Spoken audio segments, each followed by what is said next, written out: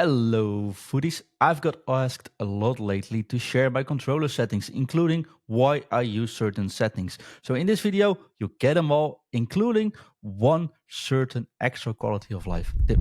I will explain why I choose certain settings and what options you have when choosing them yourself to fit your playstyle or your preference, and what I think is necessary or not. And we'll end this one with one little trick that's actually going to be really beneficial for everyone.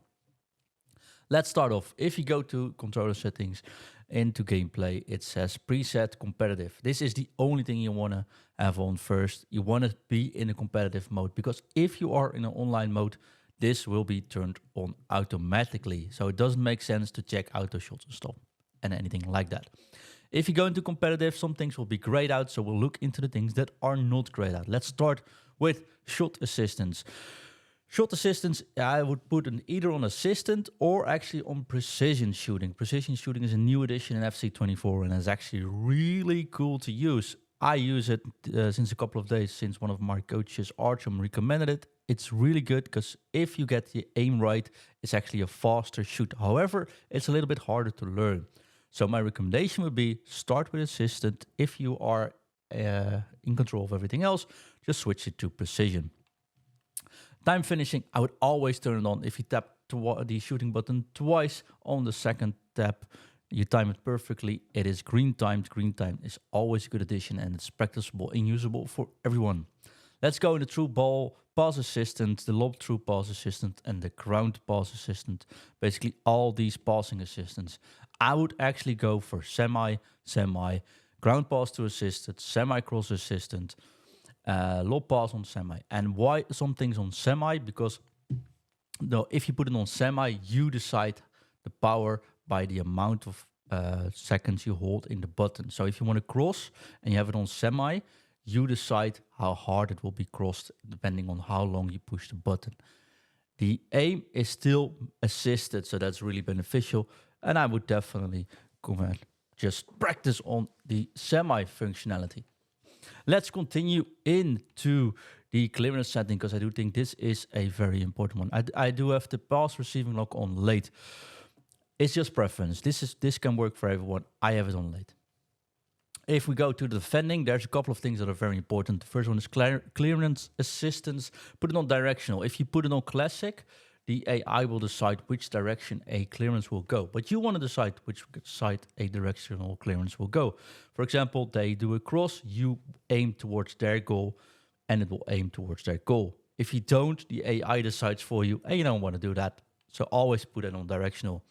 Defending, put it on advanced defending. It takes maybe a couple of matches to get used to, but in FC24, advanced defending, and especially holding the tackle button, or when you use the normal X button or the A button on Xbox, you can use your body to get a player off your player. So that's really beneficial.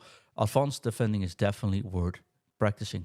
One thing I would always turn off is the pass block assistance. If you have it turned on, what it will do is if an AI, if your player selected is close to the ball to defend, it will step out. It will make a tackle on its own to try to intercept it. It's a user-controlled any AI. But what it will do is actually it will open up your backline tremendously. You're far better off putting this on off, pass block assistance on off, and make sure you are the one that decides how much you will put into it. Switching, I got auto switching on air balls. I got the auto switching move assistance on low. I want to decide how far that player will go running, and the right stick switching for me is on classic. The right stick switching preference on ball relative. The right stick switching sensitivity is totally up to you, but the next thing is really important and really helpful when an opponent is really fast. If you put the next player switching to closest to ball, you only have to tap the L1 or the LB button to go to the nearest defender that's currently near the ball, which is a way faster way of switching than it was previously available in any other FIFA game. So in FC24, close to ball is my preference. Player lock is on. We'll make a separate video about that, but it's definitely worth using. Icon switching, however, is off because it's not very good. Orbit dribbling, I have not seen many benefits from it, but it's not something you can automatically activate either because you actually have to hold the LB and the LT button at the same time, or the L1 and the L2 button at the same time, which nobody does on accident.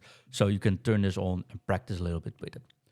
Anything else, not very important, analog speed, I would turn on off. The one thing I promise you guys, which is very important, and I don't think it's extremely necessary, but I found it so much easier. If you go to the visual tab, there's something called the Playstyles Plus overhead indicator. It was bugged at the start of the game. It is fixed. What it will do is whenever some player Playstyle Plus gets activated, you see the icon at the top of the head of the player, which is really beneficial because then you can see how much it actually adds. Plus, this is a very important one. Hold to skip. You start a game, you have to hold the X or the A button to actually go through the starting animations. If you turn this on off, all you have to do is just press the button once and you're there.